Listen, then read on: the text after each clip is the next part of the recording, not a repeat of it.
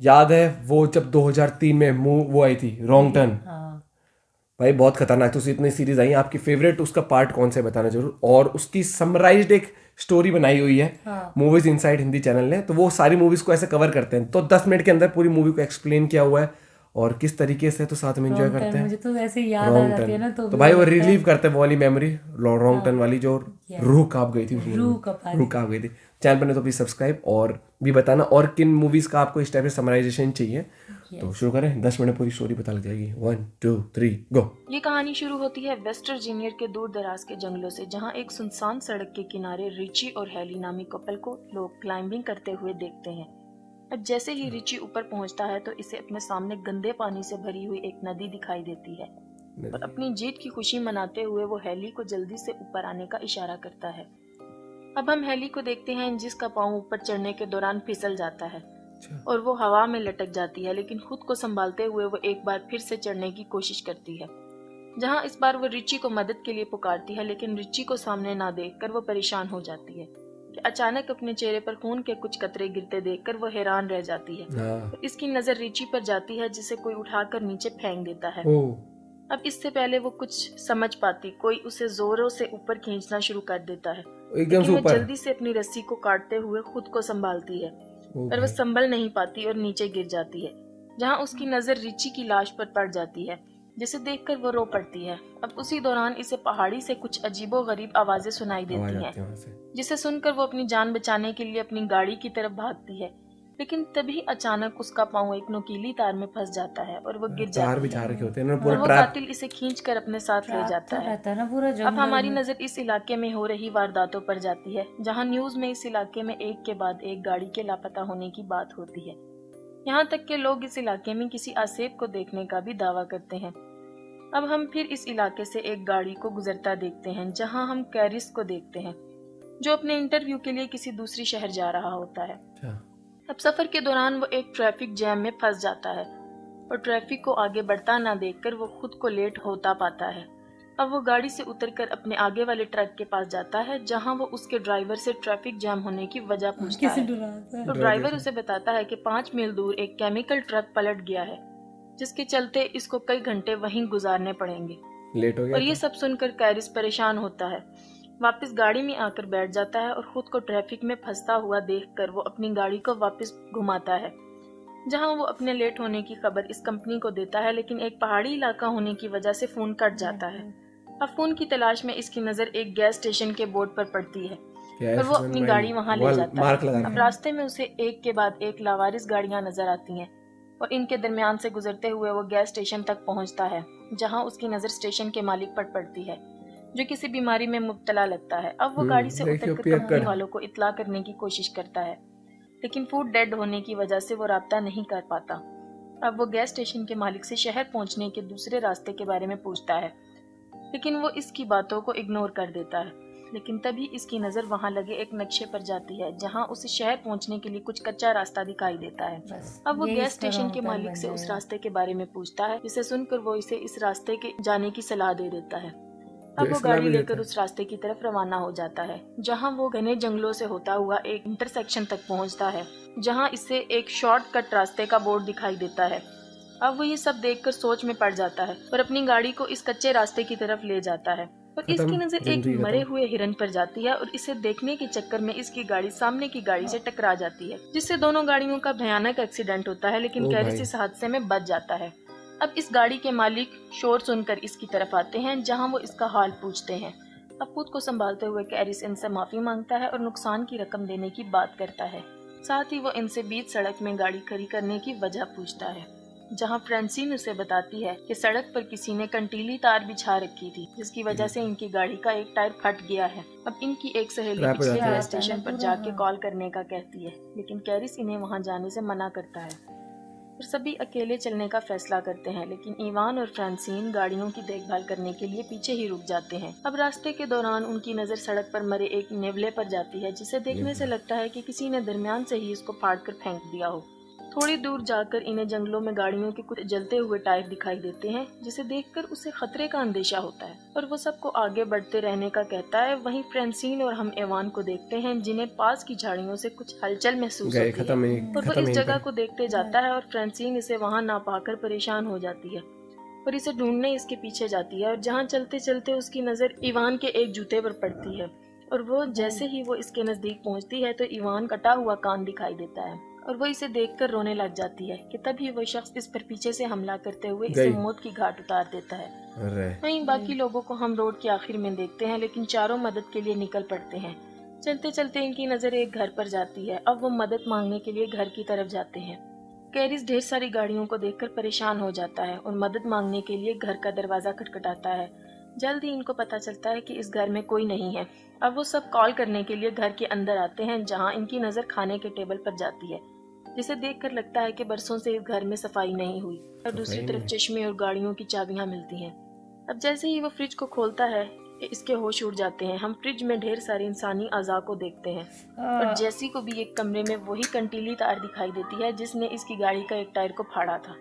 अब ये सब देखकर चारों वहां से भागने लगते हैं कि तभी कैरिस की नजर खिड़की से बाहर जाती है, जहाँ इसे एक गाड़ी इनकी गाड़ियों के साथ वहां आते हुए दिखाई देती है। अब चारों घर के पिछले दरवाजे की तरफ भागते हैं, लेकिन दरवाजा बंद होने की वजह से चारों बहुत खौफजदा हो जाते हैं।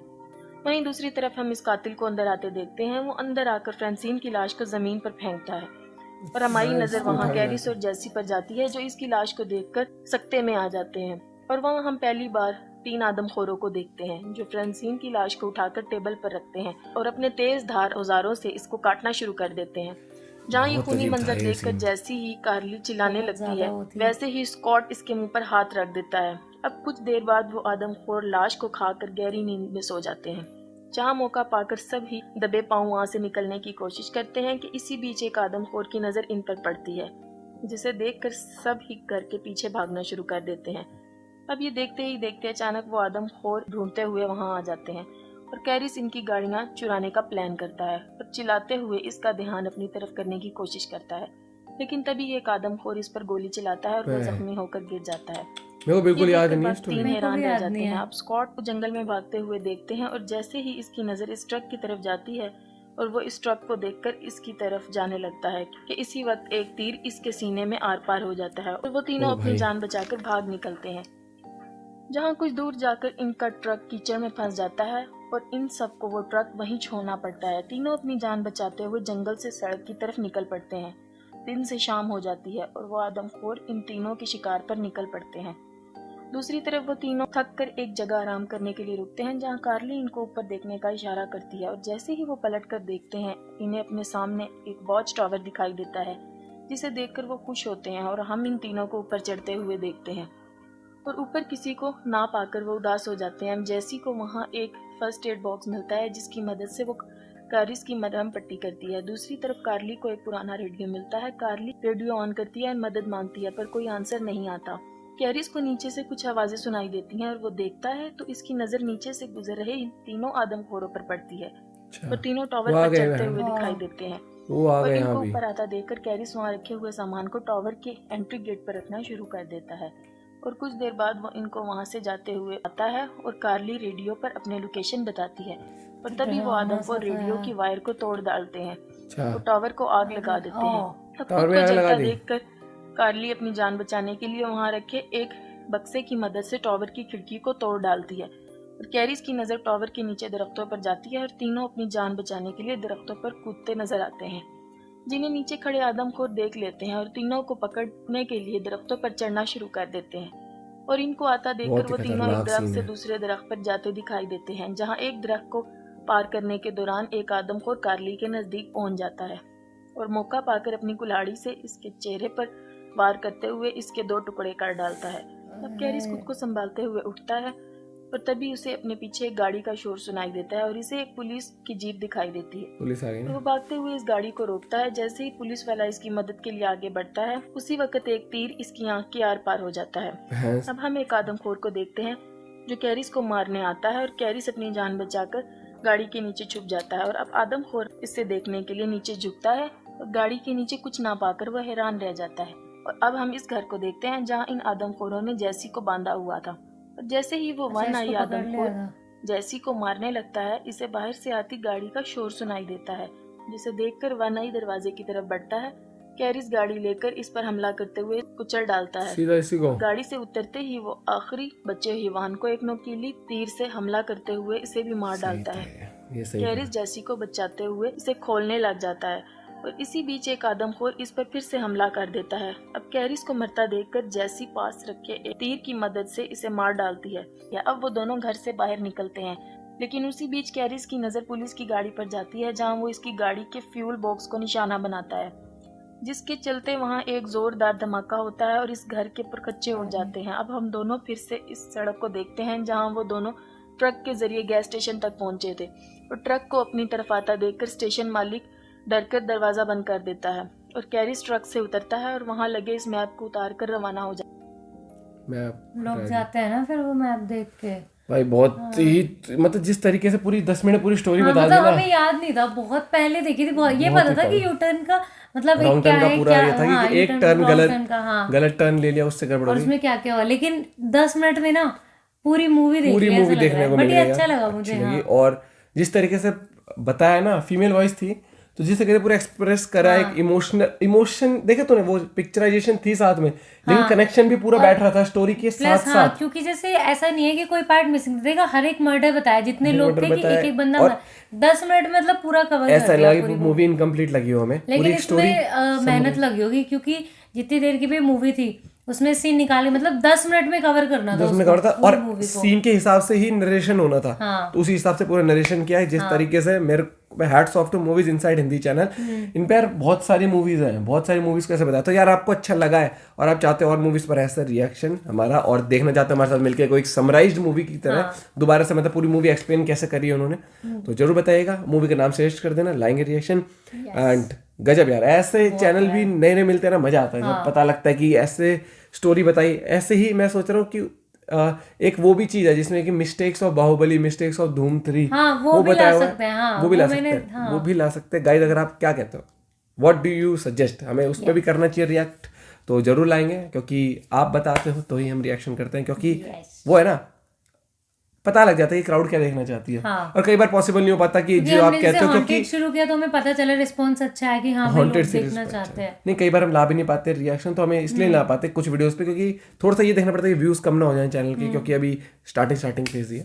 तो thank you guys for watching the video. मिलते हैं एक और वीडियो के साथ, तबाही मचाते हुए। क्योंकि रॉन्ग टर्न नहीं देखी ना, देखो भाई साहब, इतने सारे सीरीज, इतने सारे पार्ट्स हैं इसके, और इन्होंने रॉन्ग टर्न 2, 3 हर एक पार्ट पे इन्होंने समराइज वीडियो बनाई हुई है। तो इनकी और उन वीडियोस पे भी आप चाहते हो तो जरूर लेके आएंगे, साथ में एंजॉय करेंगे। चलो बाय बाय, टेक केयर, ध्यान रखो और सतर्क रहो, और ऐसी हरकतों से बचो कि आप जा रहे हो ट्रैकिंग पे और आप गलत रास्ता ले रहे हो जिसकी आपको कोई जानकारी ना हो। खासकर रात के टाइम तो बिल्कुल मत लेना, और भी, हाँ। अनजान शहर में तो वैसे ही मत लेना भाई, तुम्हें कुछ नहीं पता तुम्हारा कौन मजाक कर जाए, है ना। हाँ। चलो भाई, bye bye, take care, bye.